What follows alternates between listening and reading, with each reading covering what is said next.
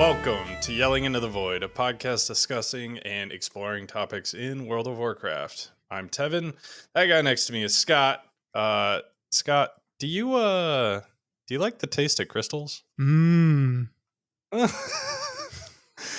or what about just being maybe just a slightly larger dwarf? Oh, I like. I had a joke all lined up. You said a slightly larger version of yourself, and my response was going to be, "Well, Tevin, that's me every day. Just a slightly larger version of myself. Slightly larger every day." When you said that guy next to me, I didn't know. Like, I don't. Which direction are you going to be on the thing? I don't actually away know. from your PlayStation. Oh, okay. Hello. Hello. But no, so if you haven't gathered, the Earthen came out today, and so that's really the main selling point of today's patch. So there's some story stuff as well, some pretty cool story stuff. I will say the story was actually the cutscene is pretty good. Yeah, no, I'm for that. I think the story of this expansion so far has been, I mean, not spectacular because it's MMO storytelling. We've had this conversation before, but for WoW, pretty good. I've been reading a lot of people saying this reminds them of Legion. Of course, I didn't play during Legion, so I can't confirm or deny that. But I've definitely been enjoying it more than I feel more invested in the story than in Dragonflight. That's for sure. Yeah, I think Dragonflight's story was just a little bit dry, and they didn't do anything wowing. So that's kind of where we're at as far as story and new additions go for the week. Other than that, I think the only real big thing I want to talk about, Scott, is we're on week 2 of having shit all to do besides heroic dungeons and I guess professions. Yeah, which I don't know about you, but I'm pretty fucking over heroic dungeons.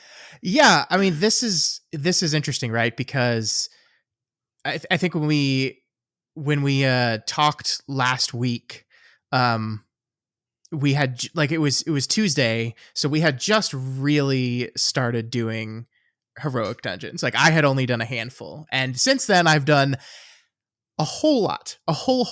I've got 3 of my tanks up to item level 580 or higher. So I've done a lot of heroic dungeons, and I think everything I said last week remains true. They are pretty easy. They're pretty mindless. Like I walked onto a Brewmaster, a tank I was not very good at and did not really know how to play. And I felt a little squishy at first, and then I figured it out, but there was never any risk of failing. So it's here's where I struggle with this, Tevin.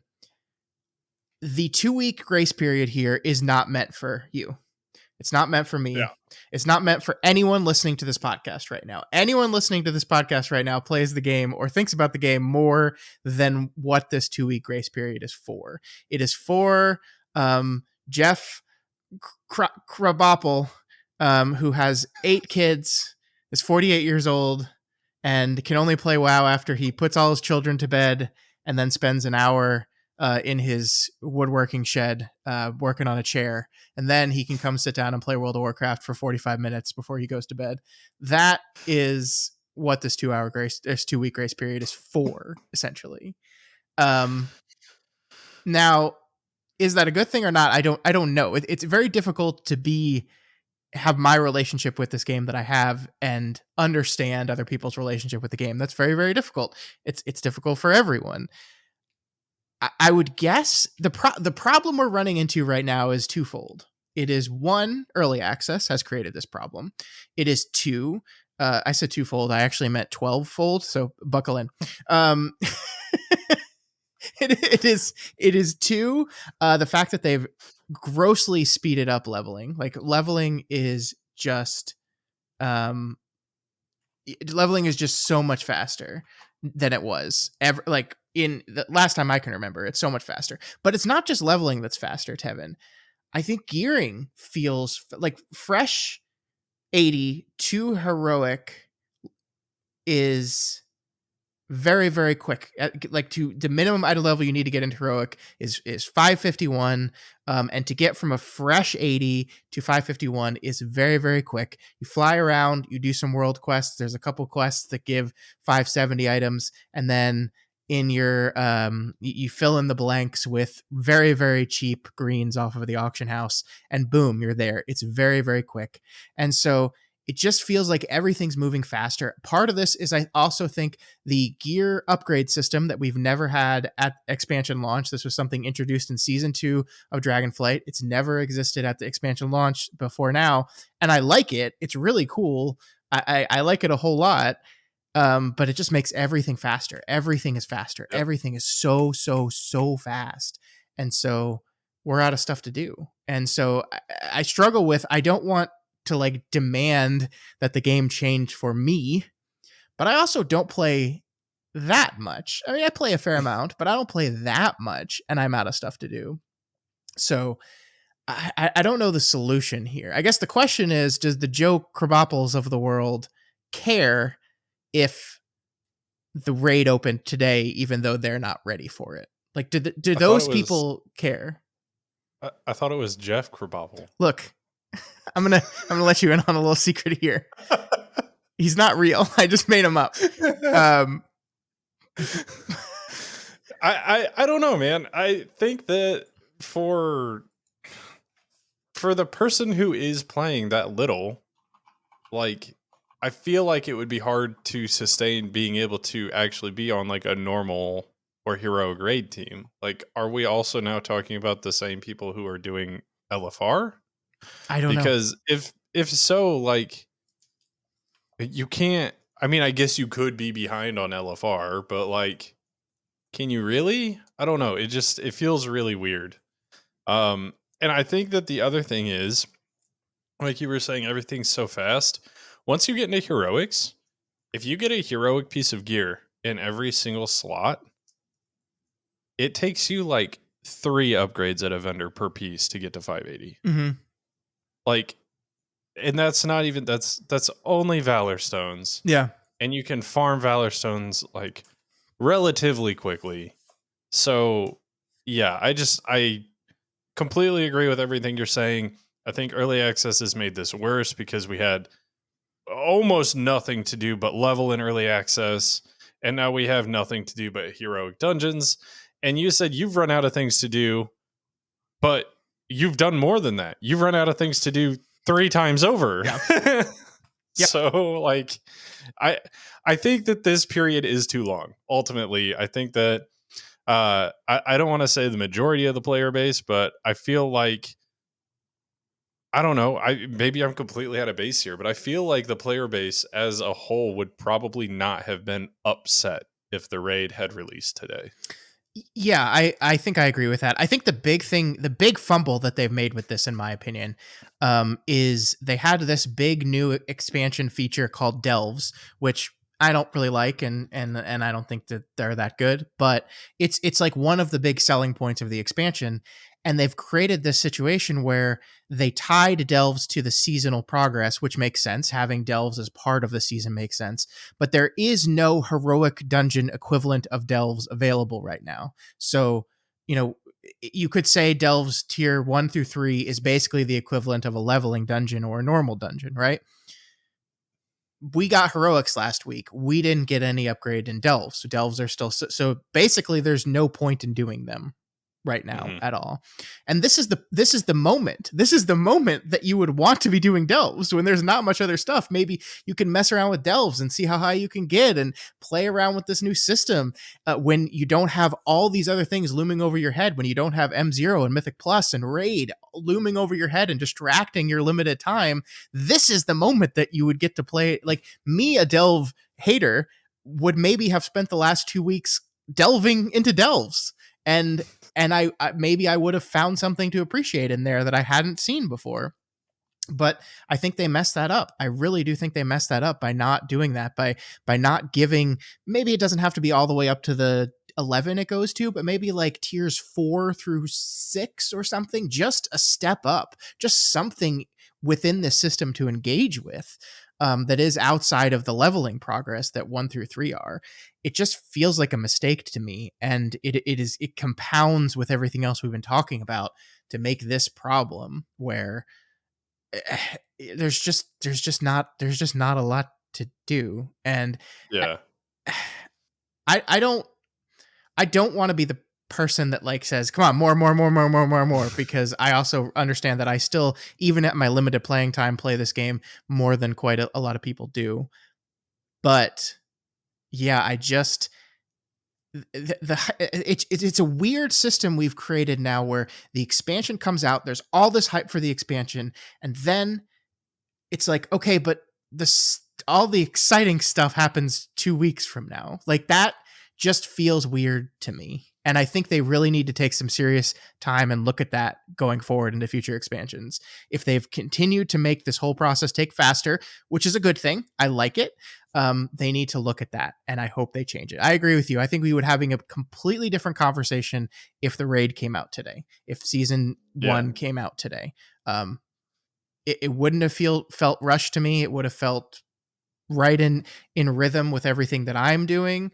And I would be really excited for it all. But as it stands right now, we're kind of like, I mean, we were struggling to think of what the hell do we talk about today, because, and it's so wild to me that 2 weeks after an expansion, a WoW podcast is struggling to come up with things to talk about. So I guess the interesting thing to me is, right, so like you and I are specifically like raid and mythic plus oriented players. Yeah. Even like if you're PvPing, like I guess there's a lot more replayability and stuff that goes on with PvP, but I don't know if the ladder is open and stuff like that right now. I don't think so, because it's not part of the season. This is all extra season stuff. So like even that doesn't really have much going for it. The other thing that you could do is like world quest and world event stuff, but there's so few. Honestly, there's so few world quests, and they don't seem to reset very often. And then you have your like weekly stuff that you can do throughout the world. You've got a few quests for that. The like thread, what is it? The whatever severed threads or whatever stuff that you could do in Ashkahet.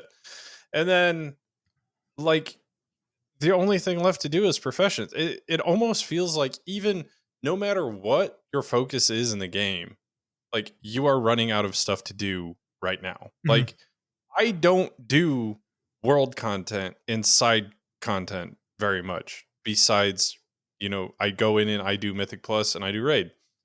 I have Lore Master currently. Like, yeah, me too. Me too. Out of to do while I'm at. Lore Master is the thing you get when you're deep into like season 3 and you're just out of shit to do, and you're like, oh well, I guess I'll finish all the factions and do Lore Master, because what else am I gonna do? I feel like playing WoW today, but there's nothing to do. That's not a week 1. We got Lore Master week 1. Yeah, and even that, like, let's be real, it took me like 2 days. Yeah, like, there's not even that much to that, which. Again, I think that's fine, but again, we are running out of stuff. Yeah. I have done every delve. I have Lore Master. I have 585 item level or something like that on my main, and I have professions decently along the way. Like, I feel like we need something repeatable. Like, we've had so many repeatable systems in the game, and we don't have that right now. Like something challenging and repeatable, I should say. Sorry, I can go do heroic dungeons all day. Bring back AP. Bring it back. That's what Tevin's saying. Tevin, Cody, 2024. Bring back AP. I don't agree with that. Don't put that evil on me. I mean, like, look, we're all fucking degenerates, right? I mean, that's like the over. Like, there are people right now spamming dungeons and leaving after the first boss doesn't drop a trinket to get an adventurer track trinket that they're going to replace immediately. but like we want, like people want to grind in this game for whatever reason. We're all broken inside, and we want stuff to grind on. And we want it to be fun, and we want it to be challenging. You're absolutely right. Like I've been grinding heroics because I want something to do in the game. The game is new, the game is fun, and I want to play it. And that's the only thing to do. So I'm like, oh, I guess Brewmaster now. And honestly, last night, right before I logged out, I logged on my Death Knight and was just like, all right, let's get to 551. Check, done. We'll start with the Death Knight. And in the back of my head, I'm thinking like, am I just going to do all 6 of the tanks before the season comes out? Because that's kind of where we're heading right now. Is that I'm going to do all 6 of the tanks before the season comes out. And I enjoy it on some level because like I am getting to play these tanks I probably would not have time to play otherwise. But also, I really just want to do some I want to do some hard stuff, and I'm terrified actually that M0s are not going to be difficult. That's what I'm worried about right now. What I'm worried about right now is we're going to get into M0s next week, and we're hoping for something that's going to actually push us in the difficulty spectrum, and we're just not going to get it because heroic dungeons were supposed to be the new M0s. That's what they were supposed to be, but Blizzard forgot that mythic dungeons have different mechanics on the bosses than heroics do. And so even if you tune the numbers up, the boss doesn't have any abilities. It's like Mm-hmm. it's a bastardized, easy pushover version of the boss fight. Like I was bored yesterday. I was just looking through the dungeon journal at all the mythic mechanics that are going to be on these bosses that we're going to have to do next week. And I was like, oh, that would actually be a thing you have to deal with. Oh, okay, that's like an actual boss fight. Got it. But I'm still worried, man. Like even at 585, I'm afraid we're just gonna walk into these M0s and just gonna roll them over, and then that'll be another week until we have to get, and then finally a month later we get something that's gonna challenge us, and that doesn't feel good.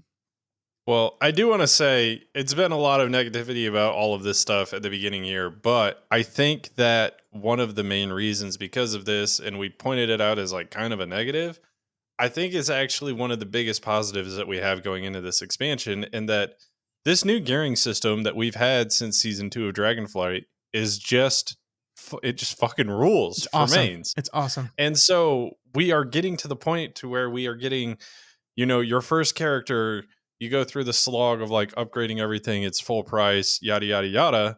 And then you get onto your second character and everything is now like 33% cheaper and everything like that. And so it's just like we're getting to the point where we are expediting even more characters and more characters and more characters. And so, yeah, I mean, I think the gearing system's great. I do think that it's putting us into a bit of a weird position, but I don't want to see that change. Like, I want that to stay. So Yeah. I don't really know what to do there. But I do fear that that's going to have us in a position, like you're saying, where we are going to go into Mythic Zeros at a significantly higher item level than we probably would have ever done before. Because, like, if we were thinking back to season 1 of Dragonflight and we applied the rules of that to this, I mean, we're talking people are going to be probably in the best case scenario, like 573 going into these. And I'm already over 10 item levels above that. Well, I mean, M0 was open in Dragonflight like the second the expansion launched, right?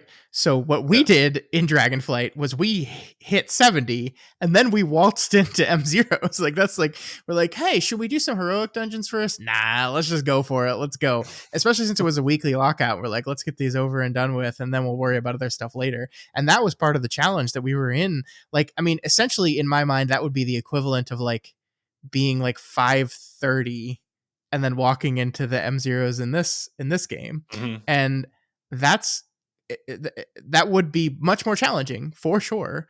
But no, I'm going to be basically as high item level as I could possibly get, give or take, at the end of this week. I'm 585 right now. We get 90 more crests this week, which you should spend, by the way, because you're never going to use them again after this week. So if you plan on doing anything beyond heroics, you should just go ahead and spend them now. So that's another 6 levels of upgrades total.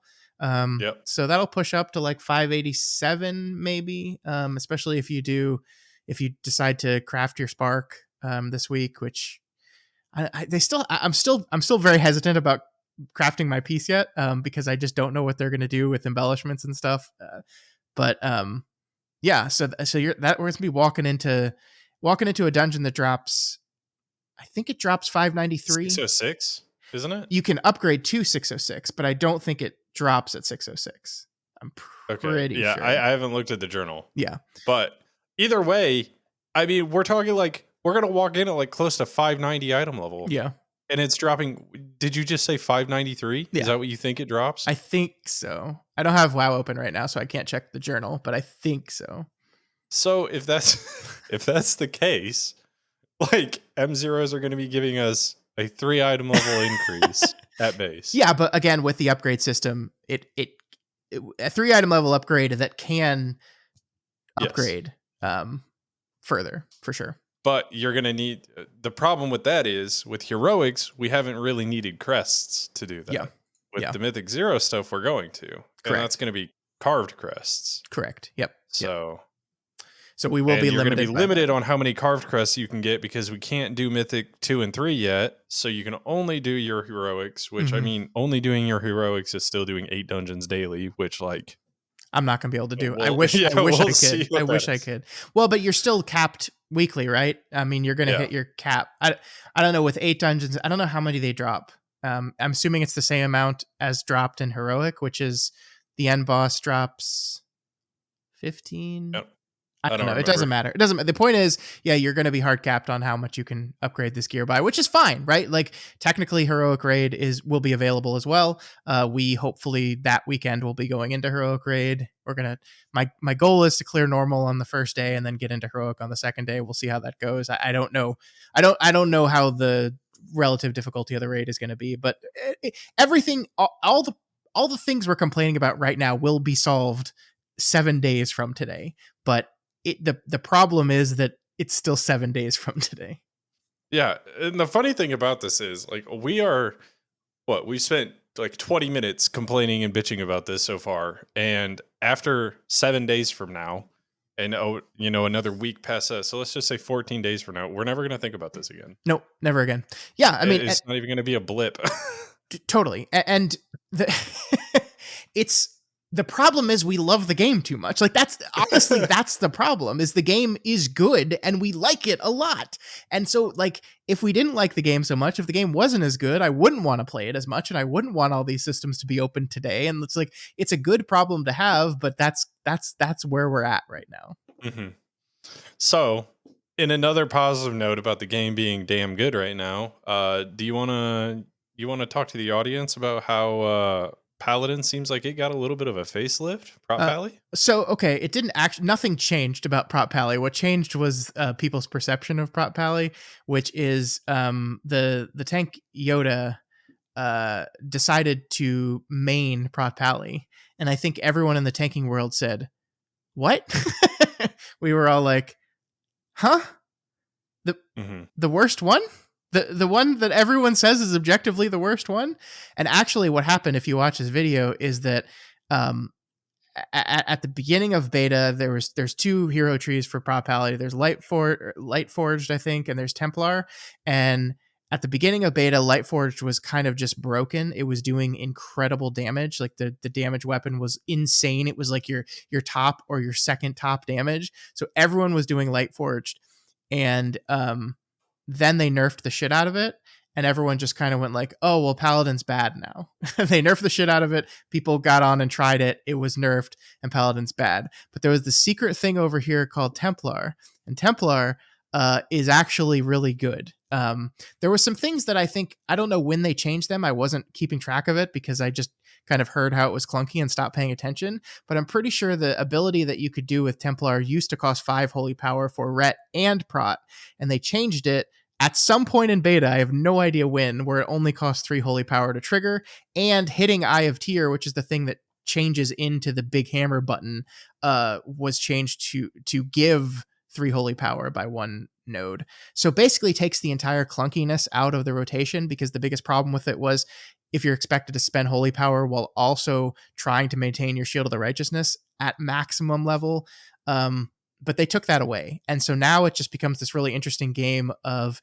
you hit your big fucking hammer, and then there's this buff called Shake the Heavens, I believe it's called, and like the gameplay loop of a Templar Prot Paladin is trying to maintain Shake the Heavens for as long as possible because it just causes hammers to rain down, and apparently it just does a shit ton of damage, like just a like possibly the most tank damage right now, which is kind of wild and exciting. And now I'm kind of into it. I turned my paladin into an Earthen today, and I'm like, I was thinking of doing Death Knight next. And I'm like, oh, maybe I'll do my paladin and try out Templar. So yeah, it's pretty exciting when you think the weakest tank now. I think like survivability wise, I do still think Prot Paladin is a bit behind some of the other tanks, but the reason why everyone was dumping on it was because it was behind on survivability and it was behind on damage. And so then the only thing that it has is its admittedly excellent utility. But now it seems like its damage is pretty competitive. It's still a little bit, it could maybe get a little bit of buffs on the survivability front, and it would be really, really good. So that's really encouraging and cool. I think balance wise, it feels like all the tanks are in really, really, really good shape right now, which is kind of crazy. Mm-hmm. Yeah, the other thing that I wanted to say balance-wise is not only tanks, but DPS and healers also really like a lot of things feel like they are kind of in line right now. It is amazing when they when they devote every single time and resource they have towards making a balanced game, they can actually achieve that, because the same thing happened in Dragonflight Season 1, right? I mean, I think there was a little at the launch, there was a little bit of problems on the healer front. I know Shaman was really, really lacking. But the Season 1 is like famous for being one of the most balanced seasons in the game's history. And here we are again at the start of a new expansion and a new season. And I think we're there again. So yeah, sorry for interrupting you. No, you're fine. So DPS wise, like we do have problems where like some DPS, like let's just take Rep Paladin for example. Like Rep Pally can't really do single target while it has AoE talented.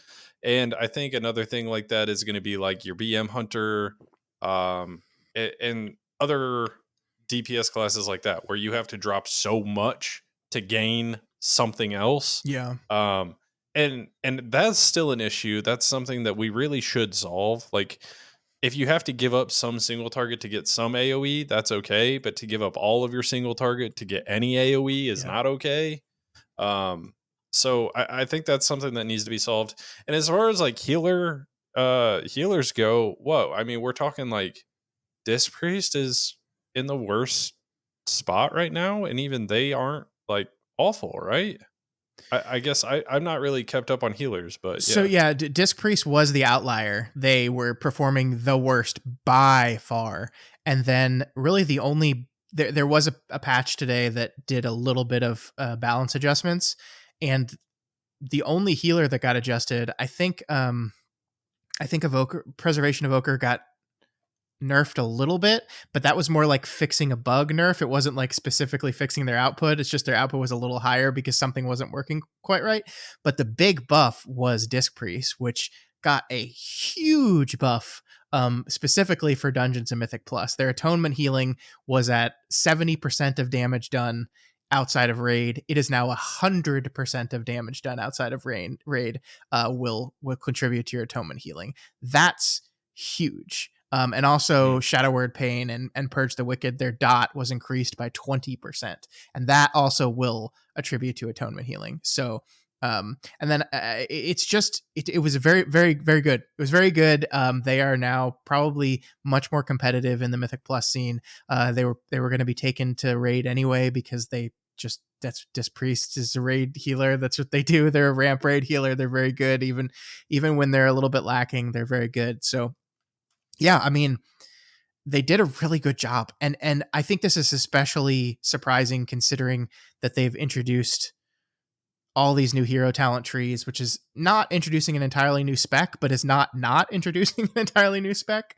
Obviously, some of the hero talents are better than others, and I think that we're going to continue to see iteration both in design and in tuning over the course of the expansion. But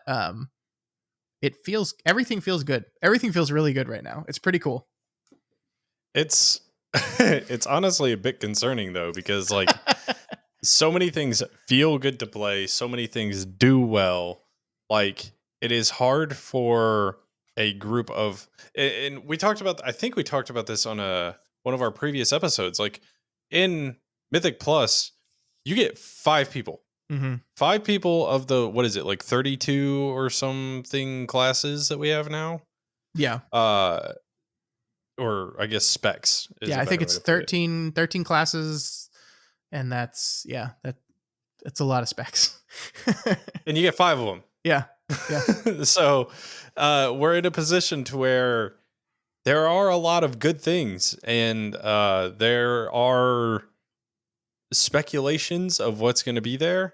I think that there are 2 pretty hard locks in the fact that, augmentation and mage are still extremely good.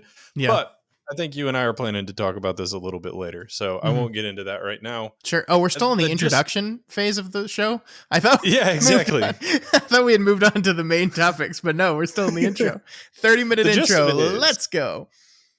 Everything feels so good right now. Yep. And I'm just happy that it feels so good because, like, it gives us, like, all of the, like, not having anything to do aside, it is nice to be able to try out shit that we ultimately might not play later in the season. The game, yeah.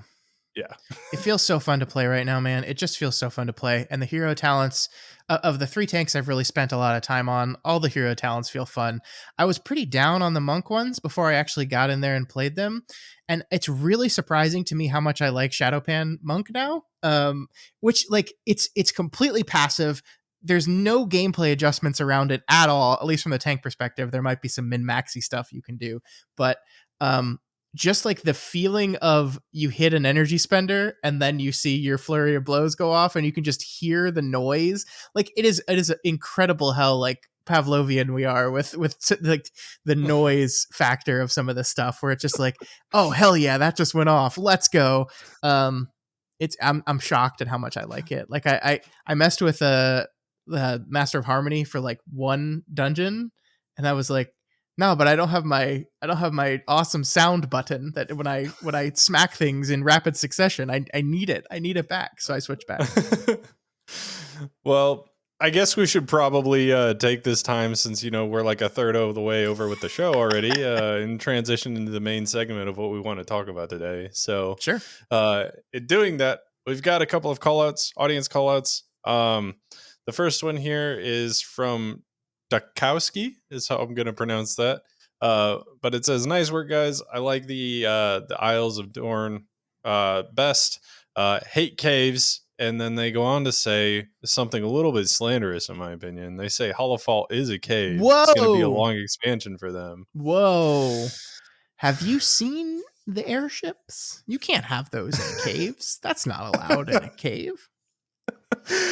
No, I mean, I get what they're coming from, though. Like, you can fly to the edge of the zone and you see, like, there is a wall there and stuff like that. Like, I get that. But my counter argument is there's also an ocean down there.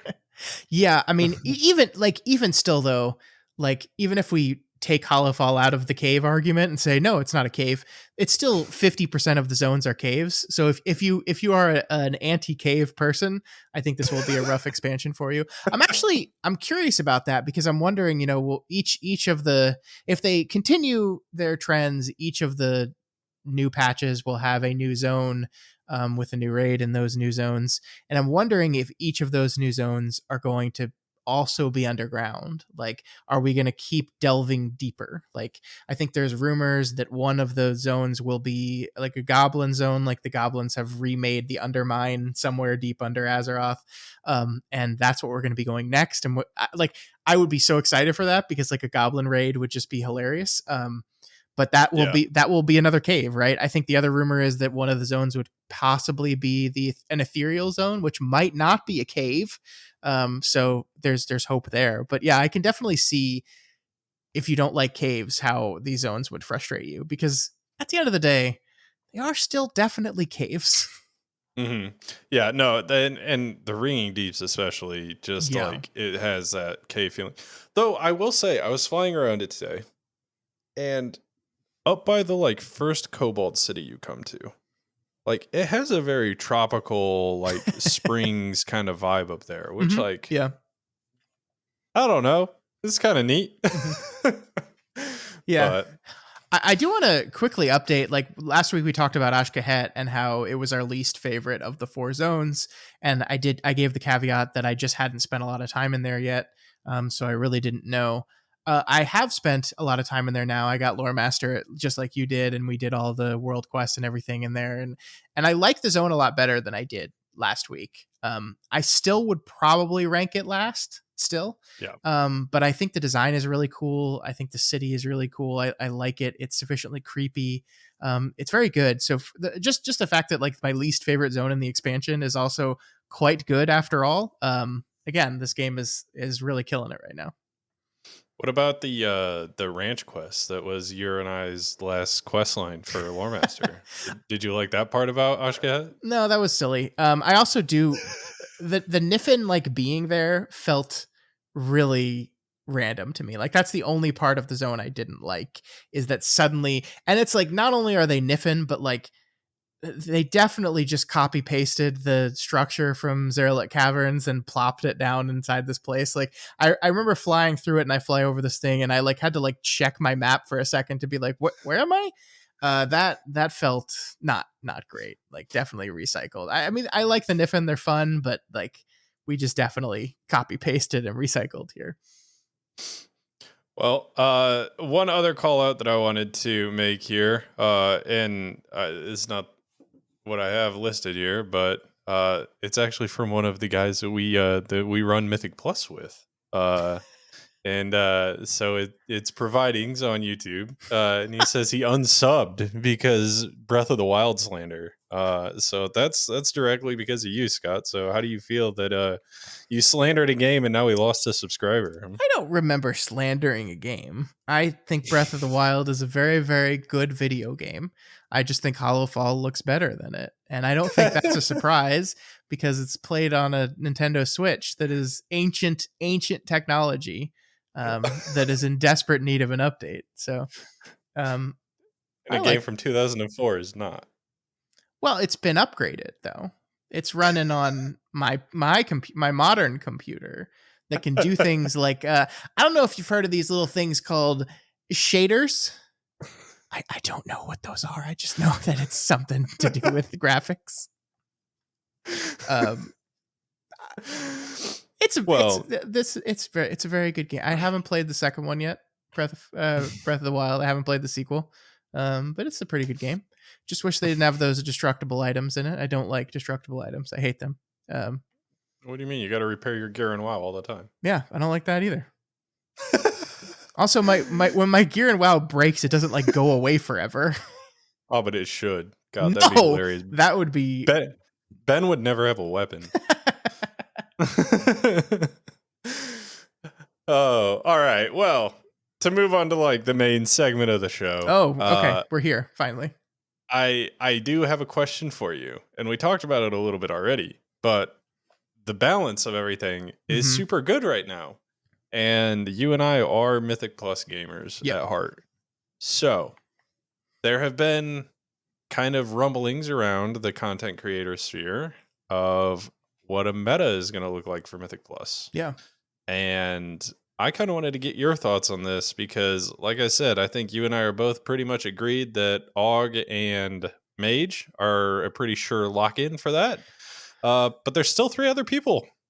Yeah. I would be very surprised if AUG and Mage weren't a lock for that, especially I don't know if we talked about this on the show, but there was a bug in beta where the keystone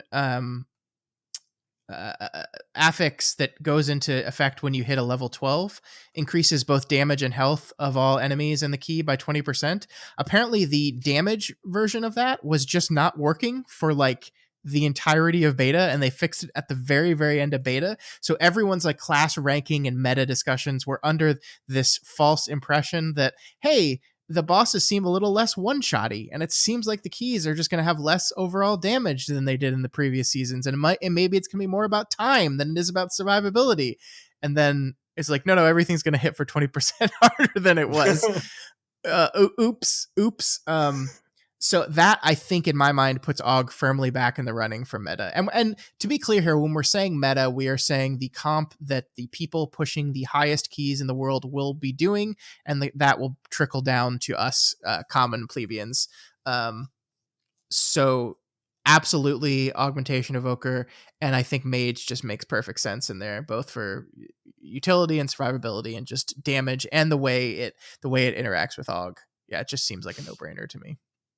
I will say, to piggyback off of what you said of like what we are describing here, to also clarify, I don't think that whatever comp that we come to a consensus on here is even going to be what you and I are going to be running with. No, so definitely not. Specifically because somebody is playing Restoration Druid, and I don't see that being the actual healer for a 5-man comp at all.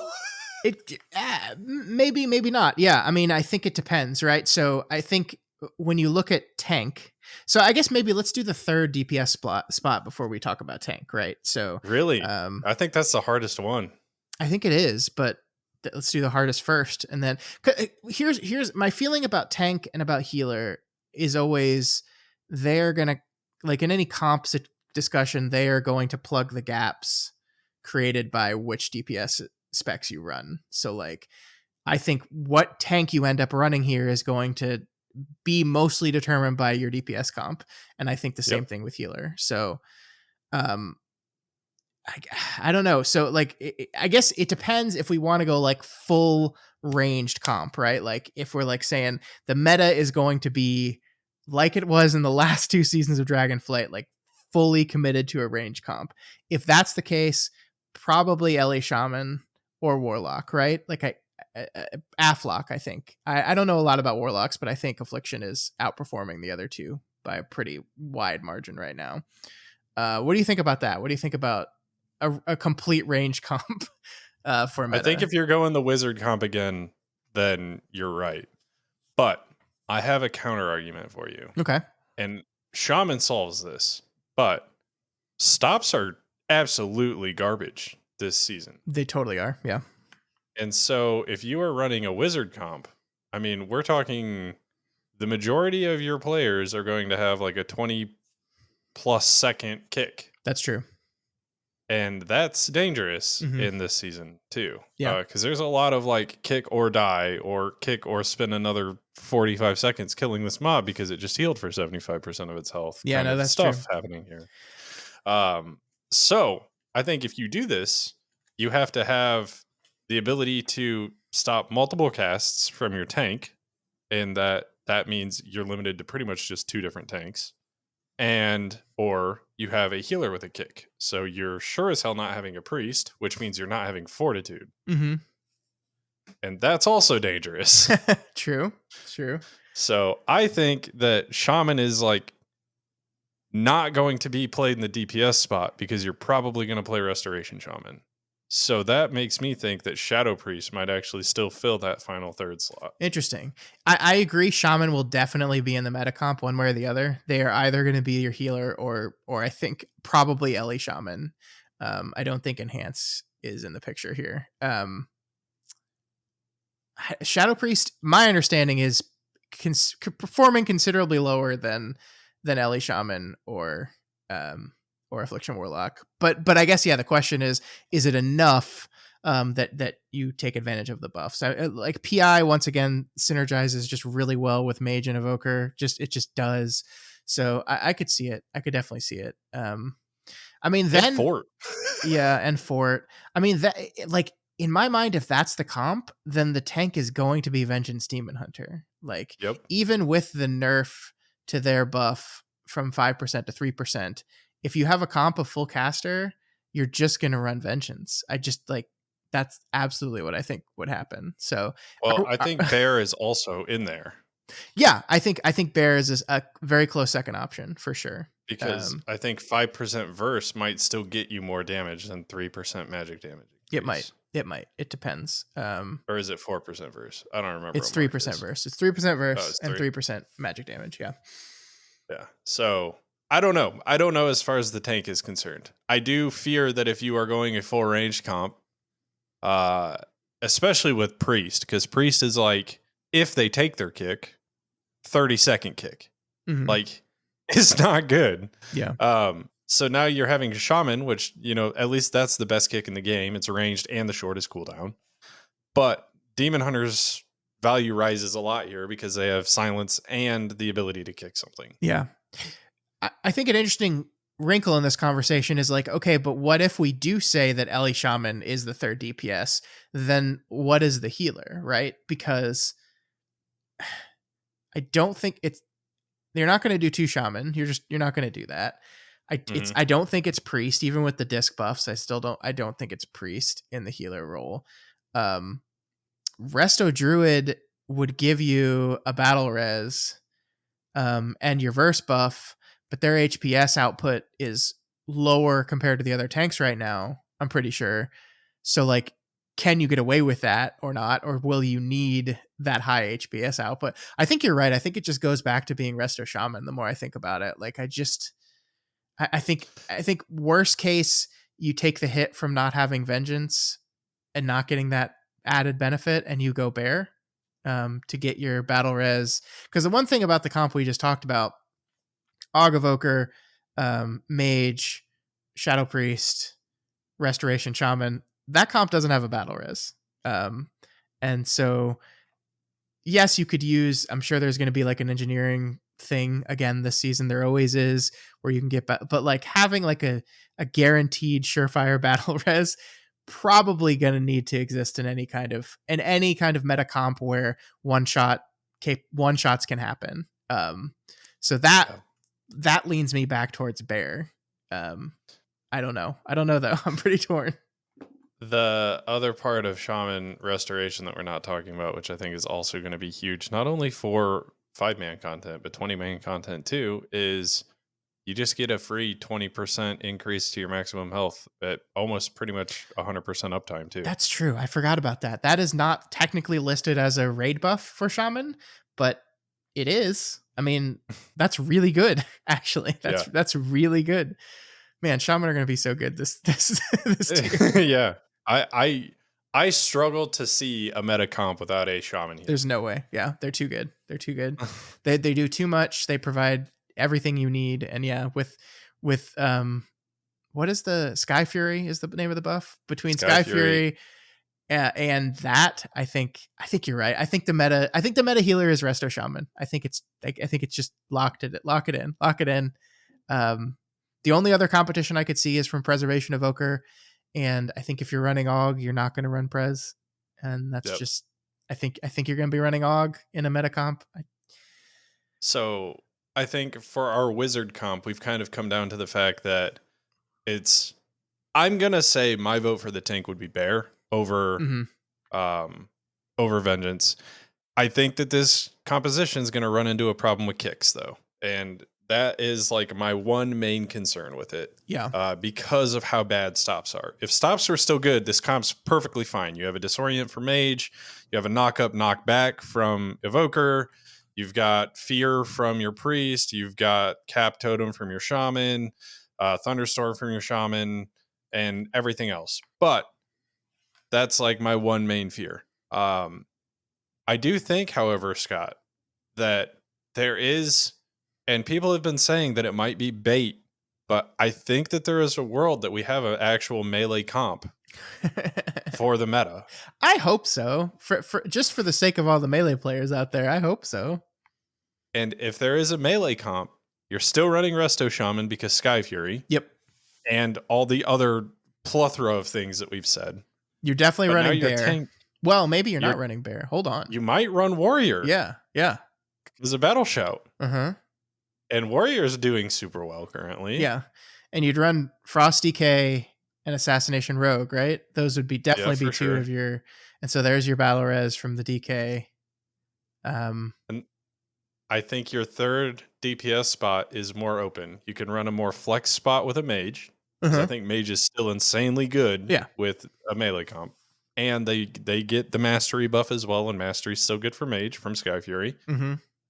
But you could also run... And I'm hopeful that this is a possibility, but also not what people do, because then it will be bad for me. You could run Windwalker. Oh, interesting. Here. Because Windwalker is doing very well. Mm-hmm. I don't think it has the best AoE. I don't think that it has the best single target, but it is doing pretty well in both situations. And you would be giving the whatever buff it has for melee, right? Mystic Touch. Yeah. Yep. No, that'd be Physical buff. huge. So I mean, between Warriors Battle Shout and Mystic, that no, I like this. I like this comp. I like this. And you have the Resto Shaman who will be your ranged guy. Because the problem with melee comps, like if you ran a melee healer in the melee comp, I think you would just be fucking yourself, because then you would just fuck up the targeting of any kind of ranged ability. But if you run one ranged healer, which Shaman would work perfectly for that, you basically can guarantee where all the ranged ability. There was one time we did that. Like I think it was in early season 3. For whatever reason, we were running a completely melee comp except for me, the Resto Druid, and I just remember getting targeted by every single ranged mechanic ever. And that is, it's challenging for that player, but it also like has a level of control where you just know exactly where any ranged ability is going to go, and so you can predict it and control it. And I hope this is the comp. I hope it is. This is great. I like this a lot. I'm trying to poke holes in it and see weaknesses. I don't know. So I think the main weakness is that you absolutely cannot have a melee healer. Having 5 melee in your dungeon group would be just giga troll.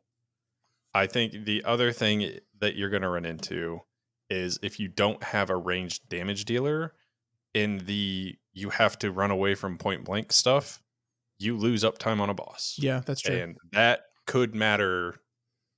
It could not matter, but it could very well matter versus a timer. Mm-hmm. So that's a problem. I also think that there's other considerations here that we haven't talked about. I do think Enhancement Shaman is doing very well, and in a melee comp could be very good. And I do think that as far as other melee that could be brought into here, like Fury is also very good. So if you want to run Bear instead of Warrior, like Prot Warrior, you could have a Fury Warrior, which still gets you Battle Shout, and then you lose Mystic Touch, but you're getting Verse. So yeah. Oh, I hope it's a melee comp. I hope it is. That's fun. I like this. I like this a lot. Either way, I mean, I gotta say, I played a lot of Warrior this past week, and it feels very, very good. It feels very good. It feels very tanky. My damage is decent enough, and it's fun to play. So I would not be opposed to Warrior tank meta at all. But so that's kind of my 2 thoughts. That's the 2 camps I'm in. I do think that the idea of like this hybrid comp that people have floating around too is kind of interesting, where you still play the like Aug Mage package, but then you have like a melee with you, or you play double melee and you have a mage with you, stuff like that. What melee would be in the Aug Mage group? Would it be Rogue or would it be DK? DK, 100%. Yeah. Their survivability is just way too good, and your mage could play for single target while your DK plays for AoE, stuff like that. Cool. I like that. I think that Assassination's still super good, but I think DK just has far and away better utility than Rogue nowadays, since stops don't matter. Again, stops not mattering makes Rogue worse, because what you would do before is you would put your Rogue on something that needs 5 million kicks, and they can get them all because they have all the stuns and kick and blind and just fucking everything under the sun. But stops don't matter now. It's only your kicks that really matter. I hate this. Why did they do this? I hate this. Yeah, no, I think that those 2 comps are really cool. I think that our comp is going to lean more towards the melee heavy side. We do have somebody who is at least currently prospectively playing mage, but I could see a world in where, you know, we do run more of a melee heavy comp. Yeah, no, I think so. I need to level my shaman up. I really do. That's what this is telling you. You just need I mean, I am definitely like going to, my druid is my main. I'm going to be tanking in raid. But when we're playing with our group of 5, we have a tank already, so I'll be falling back into the healer slot. And I want to play the class I'm going to be playing, so I continue to like get gear and crest and stuff on them. So I'm going to be playing Resto Druid. But I just want to have that backup of a shaman as well. It's going to be season 3 all over again, where we have somebody finally switch to range, and then you can go play something else. True. But all right, well, I guess kind of piggybacking off of this, how what are your thoughts on, we have solo shuffle for PvP now? Yeah. What about a solo queue for Mythic Plus players? Yeah, so this has been in the conversation lately because I think a survey, a private survey, was leaked in which Blizzard was asking certain players, what would they possibly feel about a solo queue for Mythic Plus. Basically, for those that don't know what that term means, essentially, yes, you could just click a button, just like you click find a dungeon, and it would match you in a Mythic Plus queue, like that, and you would go into it. I go back and forth on this, honestly. And that's kind of the reason why I wanted to talk to you about this today, because I think on some level, I think it would be really cool and interesting. And on another level, I think it would be an absolute disaster and could ruin Mythic Plus forever. So I think there are a couple things we need to declare or decide when discussing whether this is good or not. And the first is, how will this interact, if at all, with the existing Mythic Plus scene, scoring, gear, crests? Like, how would it interact with any of those things?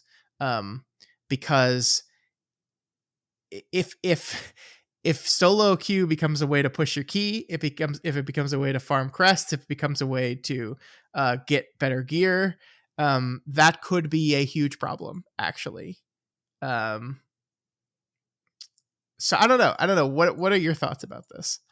So I think if they do it like they do solo shuffle, it wouldn't be as big of a deal. In that you have a completely separate like rating system. Yeah. You can still go through and you can upgrade your gear and everything like you would before. And the rating system is the same, right? It's just like, did you do it in the solo version? And so like if you get 2300 in solo queue and you get 2300 in not solo queue, like those are the equivalent of like difficulty. Yeah. I mean, as far as like key difficulty goes, I should say. And then you could use that as your like cutoff for what you want to do for gear upgrades and stuff like that. The part that I don't understand and how you would solve this or what you would do is, whose key are you running? How does that work for upgrading? What does a +1, +2, +3 look like? Like, that is the part of this that I don't get. And it's probably something that the WoW devs would have to figure out. But I think that if you do it kind of like they do solo shuffle, where it's like it is the exact same as the other PvP brackets, or at least to my understanding. Again, I'm not a PvPer, but this is my understanding, where it's the same, but it's its own bucket. I think this works, I guess. I would never interact with it, to just put it blatantly. Like I have a group of 5 people, and honestly more than 5 people who I can do Mythic Plus with, so I would probably never do this solo queue. But I do think it would work. Yeah, I mean, I guess the thing we have to look at is like, what would be the reason for putting this in the game? Because either it would be to solve a problem in the existing system, or to just do something new and fun and different, right? And if it's the former, if it's to solve a problem in the existing system, then we have to think about, okay, well, what's the problem and how does this solve it? And I think the thing that you would have to say is the problem in the Mythic Plus system that this would solve is, if you are playing a non-meta spec or an undesired spec, it is not just a matter of it takes a long time to get groups for Mythic Plus. It is a matter of you just will not get groups for Mythic Plus. That you could in theory sit in Group Finder for 2-3 hours your entire play session because you want to be a feral druid, and no one will ever invite you. And so for that person, this fixes that problem. Even if it's a long queue, right? Even if it's a 30-minute, 45-minute, 50-minute queue. So like, I don't know. Hopefully it wouldn't be that, but let's say it is. That is still a better alternative than waiting in group forever and never finding a party. Mm-hmm. The problem is it segments the player base, right? Because it would like you're absolutely right. It would have to be a different system. It would have to be a different score. It would have to have its own different kind of rules, and there would have to be some kind of indication for related to your score, I suppose, to what key level you are allowed to randomly be put into. And in doing that, it would take your Mythic Plus population and cut it exactly in half. And so the flip side of this is if you are playing a class that is meta or is perceived positively, now suddenly your wait time to get into a key in the group finder goes up substantially. Now suddenly, instead Yep. of you taking 5 minutes or 10 minutes to find a group, you take 20 minutes, you take 30 minutes. And so our feral druid over here is very happy because they get matched into groups and it doesn't take that long. But our arcane mage is like, what the fuck, man? This sucks. I hate this. And you run the risk of like, if this become one of the other things I've seen is like the other problems this would solve is it allows people who really just want to queue in and get their weeklies done for vault and crests. It gives them an easy way to do that. If I want to I just want to farm my crests, or I just want to get my weeklies done, then I can just press a button, be matched with a group, and go. But then if you don't want to do it that way, if you want to find a group, suddenly no one's going to be doing that anymore. Yeah, And the only things left in Group Finder are going to be key pushers pushing up score. And I think after talking this through in my head, ultimately I think there's not a way of doing this that doesn't fundamentally break Mythic Plus. And the main thing that I'm thinking of here is when you and I are playing and we have 4 people and we just need one person. yeah. One person is not going to be signing up anymore. Yeah, true. They just go do the solo queue thing. Yeah. Why would the one person be signing up for a specific key when they could just go do the thing that's meant for them? The only thing I could think that it would be like the only way it would work in my mind is if you take crests out of it, you take gear out of it, you don't get gear from it, you don't get crests, and it's just like a fun mini game. It's like it's just like it would be fun to see how high I can get just queuing in with a bunch of randoms, and like it becomes a competition. And that's why like you hear some content creators talk about this and they're very positive about the idea. And that's why, because that's a content stream in a deep season when you're kind of out of stuff to do, but like having the trying to push my solo shuffle score or my solo queue score as high as possible is like great fucking content, because you'd be constantly matched with randoms. It would be dynamic. You'd never know what you're going to get. And that would be a lot of fun. And so like, I think if it's tied to player power at all, it destroys Mythic Plus forever. If you just make it like a fun side thing, it could be a lot of fun. Like make it like Plunderstorm. Like wouldn't But are it people be, going to queue for it? I mean, maybe like, wouldn't it be interesting if like, it's not even the Plunderstorm thought joke just gave me an idea of like, it's not even like your character. It's just like almost like a tournament realm template character where you just say solo queue, like Mythic Plus remix or whatever. And it's just like, what do you want to play? I want to play a warrior, a protection warrior. And it's just like, bam, it gives you template gear, protection warrior, go see random match and see how high you can get. Kind of like the Great Push, but for casuals in a way. Mhm. Like a random Great Push could be a fun little side activity, but I think I don't think it can exist in the systems as they exist right now alongside of it. I don't think so.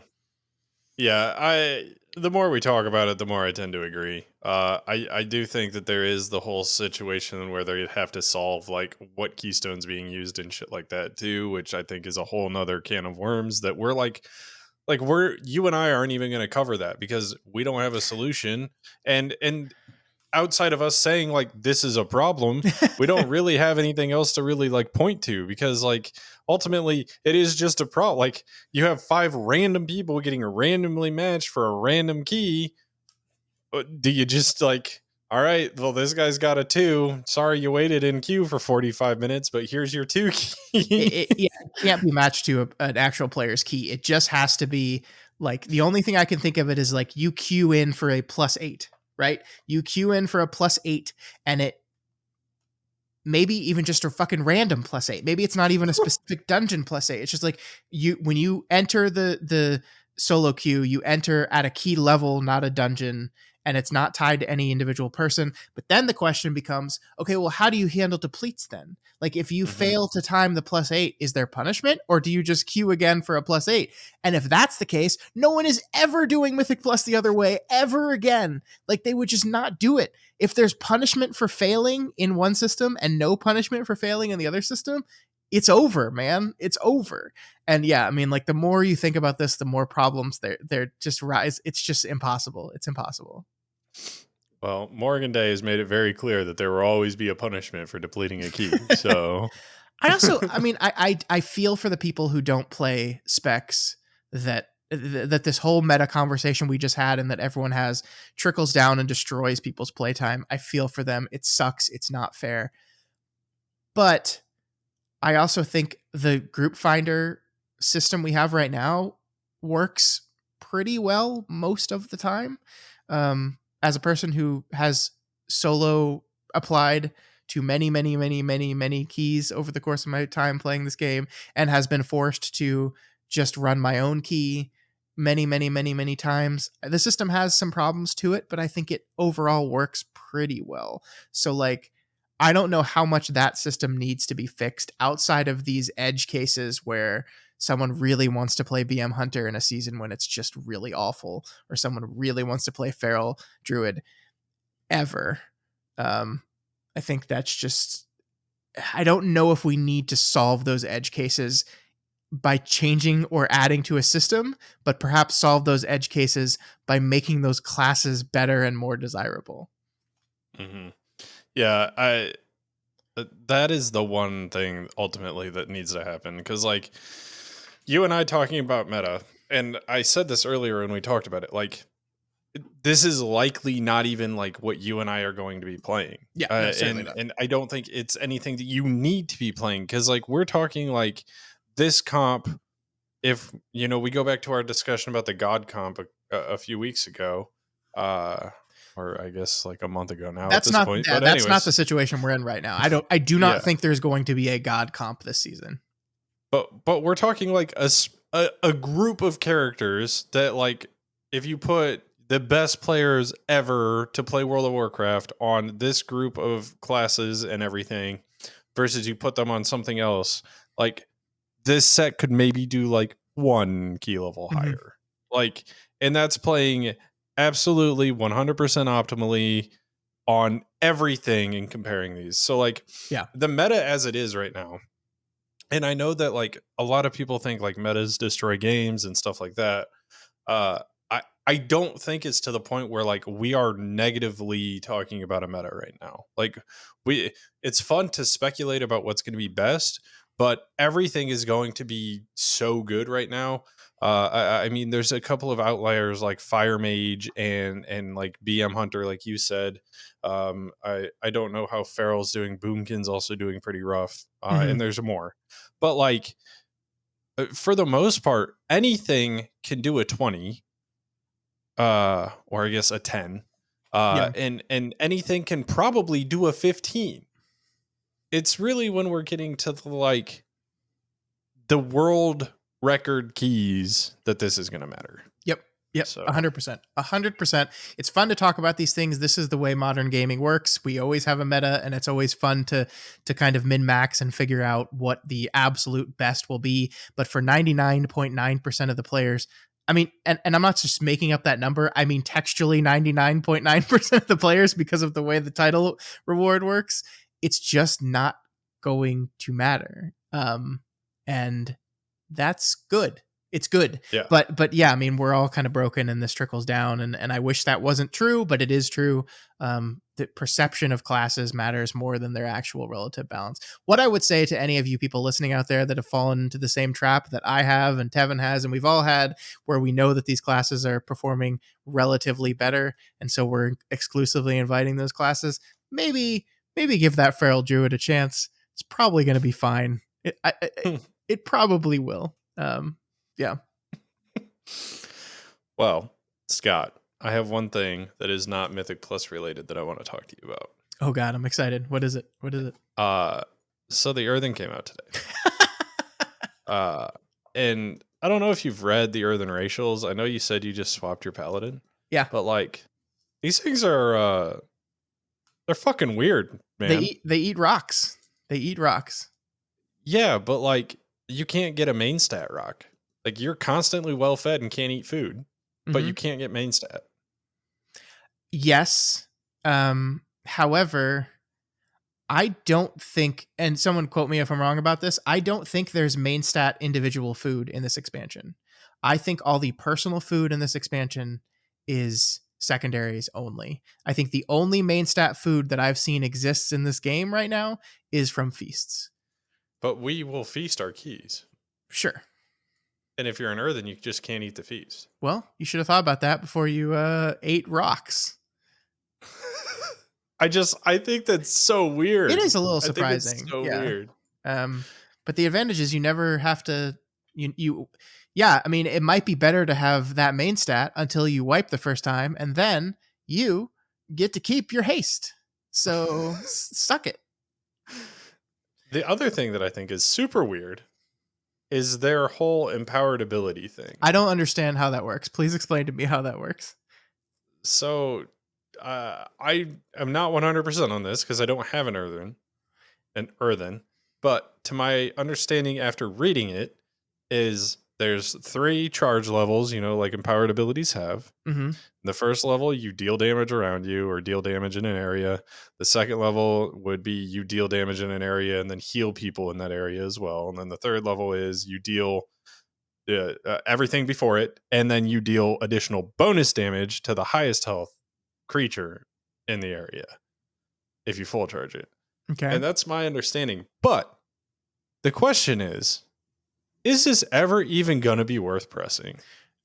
I mean, probably not. So it's an empowered ability, right? So you got to hold it down, and it's a channel essentially.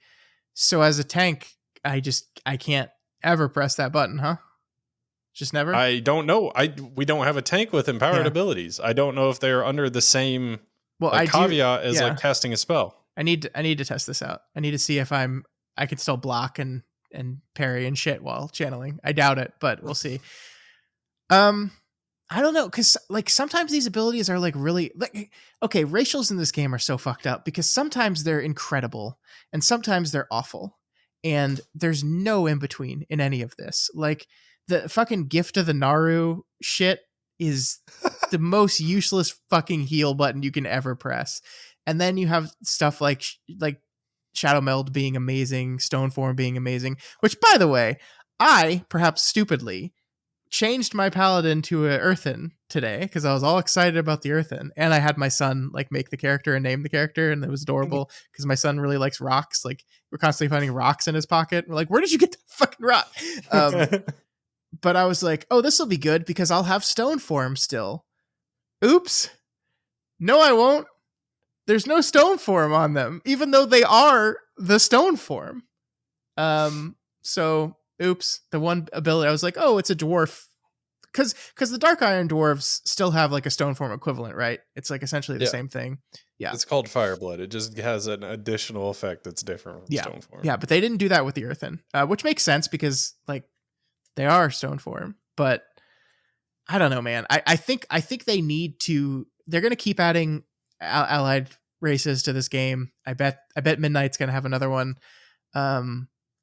I think they need to figure this racial stuff out because it's just incredible. Like, first of all, if if you're not playing this game at the max level, it doesn't matter. But also, in season 3, when we were pushing high keys, like having Shadow Meld on certain bosses was incredible. Like the difference between a hard boss and an easy boss, like that stupid Blood of Galakron boss, like became infinitely easier if you had a group with 4 Shadow Melds in it. It just did. And like the same thing with some of the bosses with really, really bad bleeds that could just Stone Form off the bleed. Like it's broken. It's really broken. And I'm not saying. I mean, maybe what I'm saying is I don't want to get away. I don't want to just get rid of them because like that's cool flavor, and I like when we have this kind of cool race flavor in this game where it makes your choice of race feel impactful outside of just cosmetically.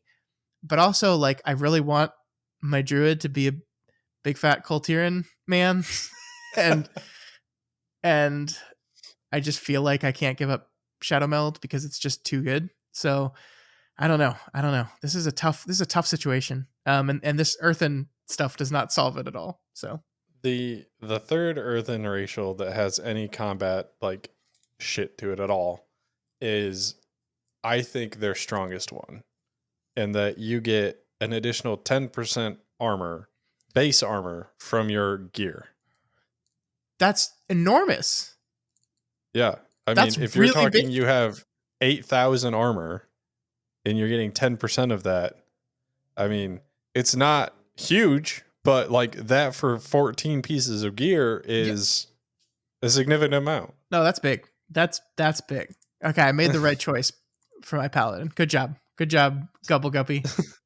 So I think, I think my solutions to this would be, if you want to have the weird empowered ability, fine.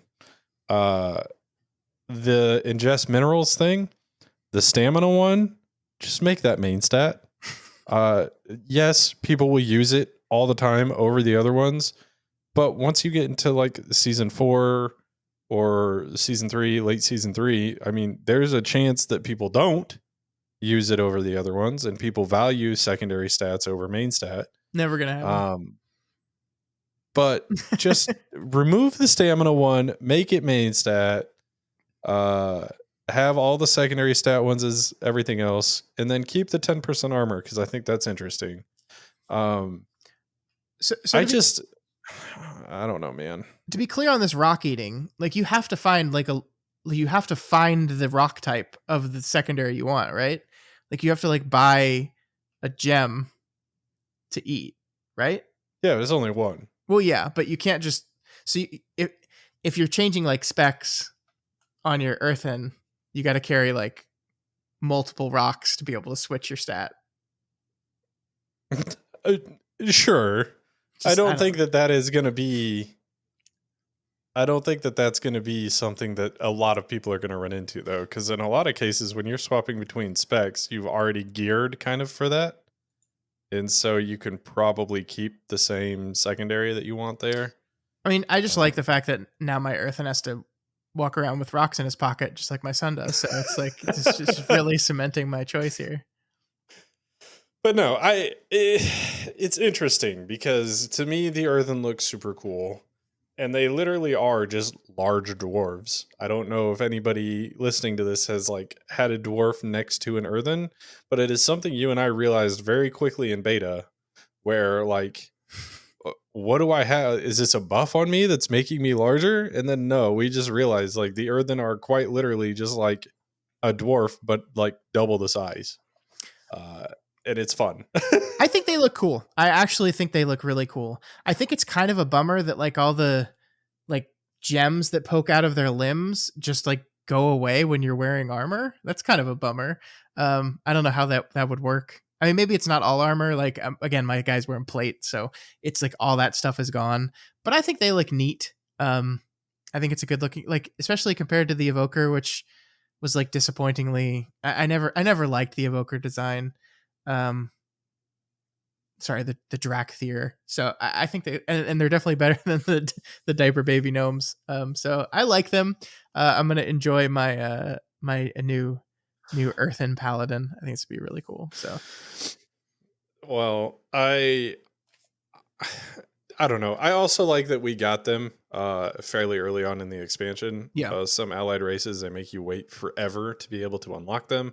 And I think it's really cool that we got them now. So that's fun. I also think like a lot of people are like, oh, another dwarf. But like what this did is it gave Horde players a dwarf. And I think ultimately, I think that's the reason for the allied race is like, okay, we're gonna give Horde like the tinfoil hat version of me thinks that perhaps the original plan was to have 2 allied races, and one was going to be given to the Alliance and one was going to be given to the Horde. And then they either delayed or just canceled the other allied race. So my theory is right now, those like sort of troll looking people we ran into Yeah. in the final zone. My theory is those are going to eventually be an allied race, and that's like, and if you think about it that way, it's like, oh, the Earthen are a way to give Horde a dwarf, and the I forget what they're called. Sorry. Those guys are a way to give Alliance a troll type thing. And so that just seems to make sense to me. So I bet you maybe before the end of the expansion, but maybe as part of the next expansion, we get that race announced as an allied race.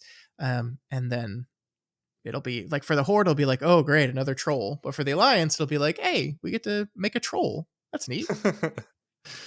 Yeah, but does faction even really matter anymore? It shouldn't, but it still does. It does. It does this week and last week, and then never again. No, I'm pretty happy with how everything's shaking out. I think that the story has gone over well. I think that they're pretty well integrated into the story. So Mhm. all in all, pretty happy with the Earthen. Yeah. I just think, and it's not to out ourselves, but it's literally what I have in the script. It literally just says Earthen racials are ... kind of weird. And they are. They're just kind of weird. I don't know what else to say about it other than it's just like they have to do something unique for racials anymore. And this feels just so odd and bizarre to me. Yeah. I can't wait to eat my Well, rocks, though. I did have one more thing I wanted to talk to you about if we have time. But yeah. I'll be quick. I promise. No. They announced today the kind of plan for both the Arena World Championship and the MDI was announced today. And kind of the big change on the Mythic Plus front was that the plan is to do both MDI and the Great Push within the same season, which is a lot. That's a lot. Traditionally, how it works is they alternate seasons. So season 1 MDI, season 2 Great Push, season 3 MDI, etc., etc. They're doing both in one now, which is ambitious. And I kind of feel bad for people that do both of those things, because I bet they were just like, "Fuck, I'm never going to sleep again." But I was thinking about this, and then I saw a tweet by J.B that like lined up with my thoughts exactly. He says here, I checked season 1 of Dragonflight to see how long it took guilds to clear Vault. And if you want to be done with Prague before MDI time trials start, you will probably need to be in a top 40 guild. If you want more than 1 week break between raid clear and trials, then probably a top 20 guild. That seems bad. That seems not good. Well, and not only that, but like we are taking our top echelon of players who are also the ones who, let's just face it, are the ones competing in MDI and are getting, Hall of Fame, and they're doing TGP, and we are, okay, go progress in the raid, do all your gearing for that. And then in your downtime, do a little bit of Mythic Plus, keep pushing whatever you want to do. But, oh, hey, by the way, MDI is coming. And that's like weeks of prep. And then you finish MDI and then TGP. And that's like weeks of prep. Mm-hmm. So I completely agree with what you're saying, in that I think that if you are somebody who interacts not only with MDI and TGP, but also are a mythic grader, which I think the majority of the people who do this are, your time's going to be pretty hard spent. You're not going to have time to just do push keys.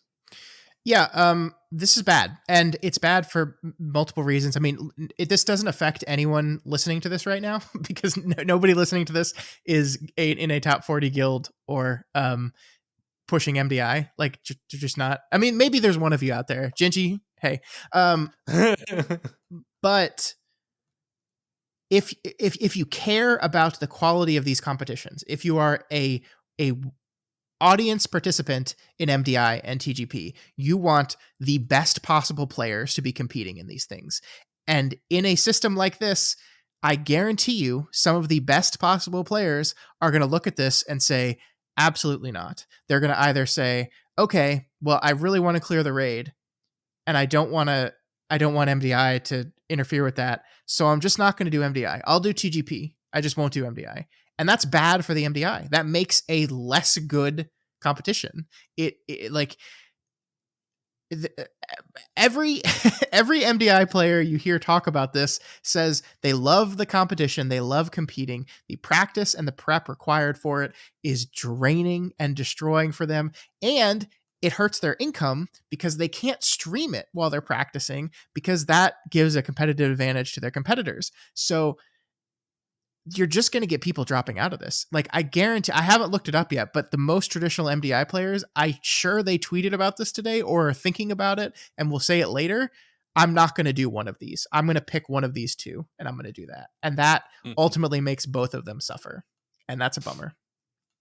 Well, I will say, if you are a part of a top 20 guild or an MDI player or in TGP and you are listening to this, I would love to know your thoughts on it too. So please definitely leave a comment or shoot us a message, because I think this is a discussion where Scott and I are both very much so interested in watching and consuming TGP.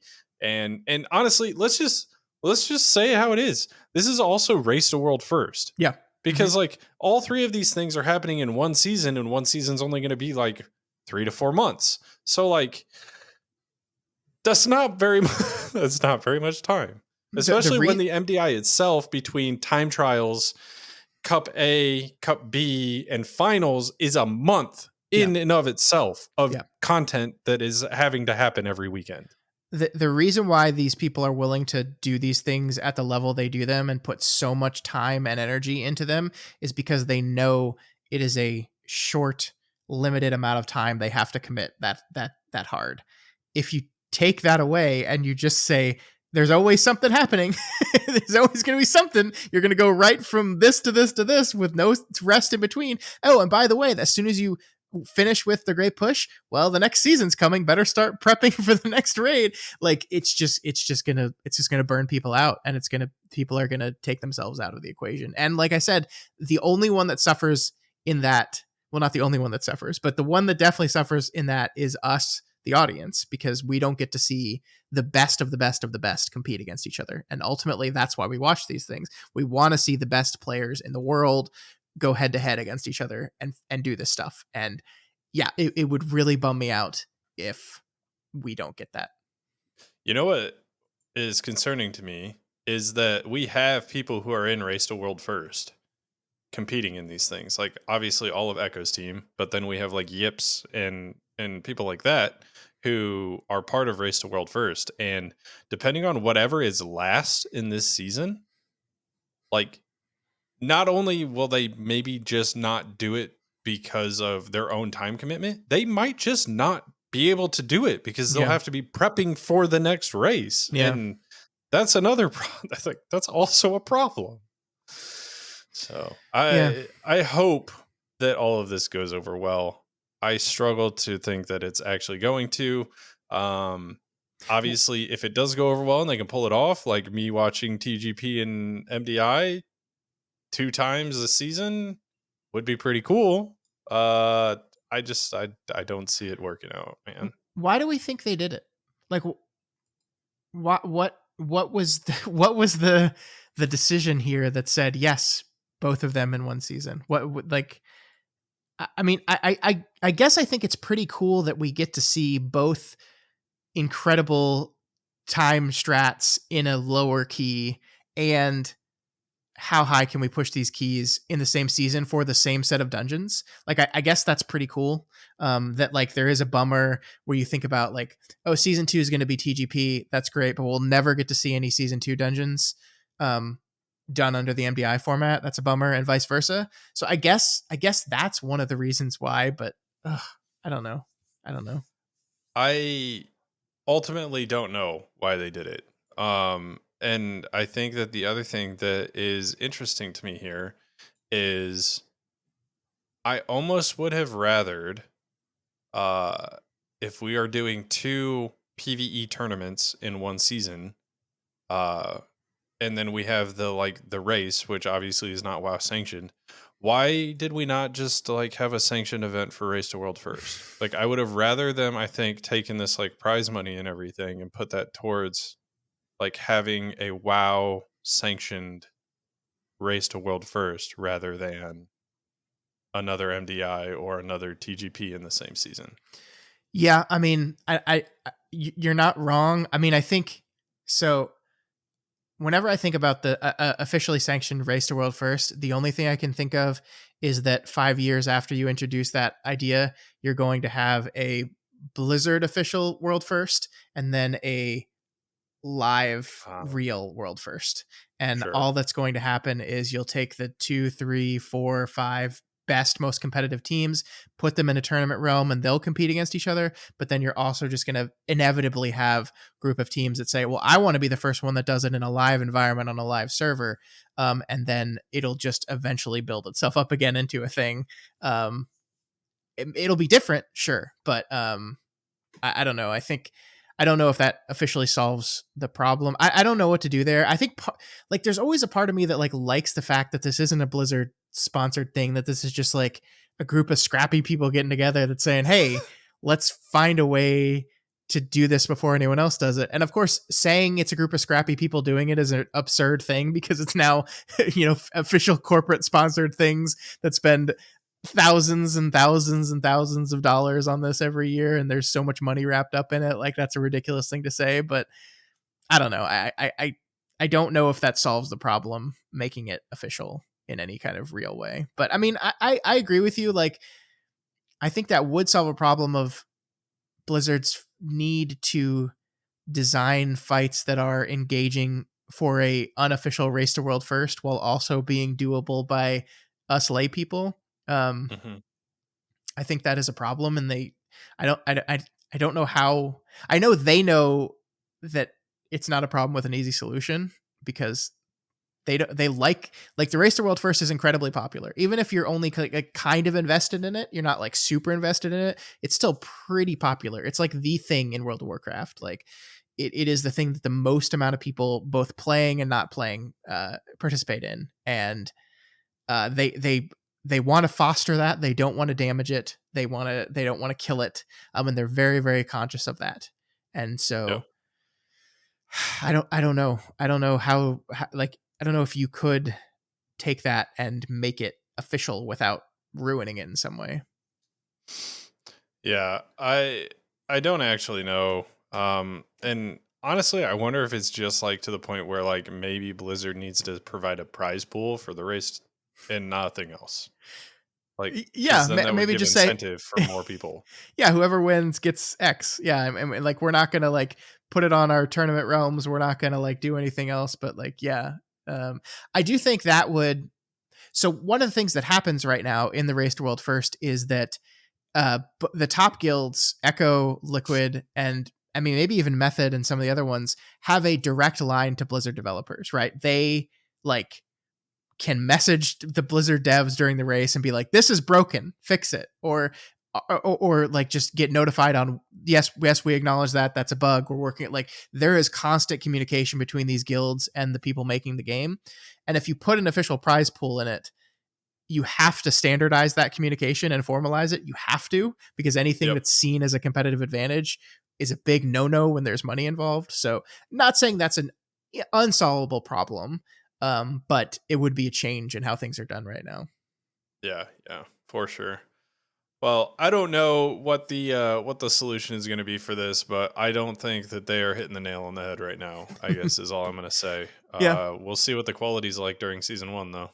We're going to see a lot of names we're very used to seeing in MDI not participating, I think, this season, which is a big bummer. Well, I think we might actually end a show somewhat on time for once, Scott. We were going to be early, and then I had to bring one last topic. Sorry. Oh no, you're fine. You're fine. So my question for you guys this week is I kind of want to know how you are feeling about this kind of 2-week gap that we have. Obviously, Scott and I talked ad nauseum about it for 30 minutes before we even got into the main segment of the show about how we're feeling and everything like that. But again, it's hard for us to understand how others are feeling because we only have our own experiences and how we like to play the game. So maybe this isn't that big of a problem. So please let us know what you think. Tell us, what you've got going on in your 2-week break here, and maybe there's something that Scott and I can actually go do that we haven't thought of. There's not. But anyways, you guys can contact us as always over at yellingintothevoidwow@gmail.com. Our YouTube is at Yelling Into the Void Wow, and Twitter is at Into the Void Wow. And if you are not already subscribed to this podcast, we encourage you to do so to make sure you never miss a single episode. You can find us over on Apple Podcasts, Spotify, YouTube, and pretty much anywhere else in the world that podcasts are, which is everywhere, just everywhere. All over the place now. Even video podcasts, we're on YouTube now, Scott. Yeah. Hi. But yes, since we are on YouTube, please consider liking, subscribing, commenting on the YouTube video. All of that significantly helps us out, lets us get introduced to additional people. You guys know the drill. So please interact with us over there. Streaming will continue to happen. It was on a little bit of a hiatus last week, but just don't know how that will. Just don't know how entertaining it is to watch people do heroic dungeons for the 700th time. Exactly. But it should hopefully be coming back. We are going to be starting to raid, as well as, Mythic Zeros might be more interesting than Scott and I are giving them credit for. And the season's going to start a mere 14 days away. Why isn't it sooner? So many days. Well, to be fair, the season starts in 7 days, but Mythic Plus is 14 days. Is that what we're, I guess, M0 because it's all the way up to M10 now? The season officially begins on the 10th of September. It is the season has begun. Yes. Well, then I think Mythic Plus players should get a week into the next season to get title. Okay, sure. Anyways, guys, until next time, Scott and I will be over here spouting our nonsense and just yelling into the void.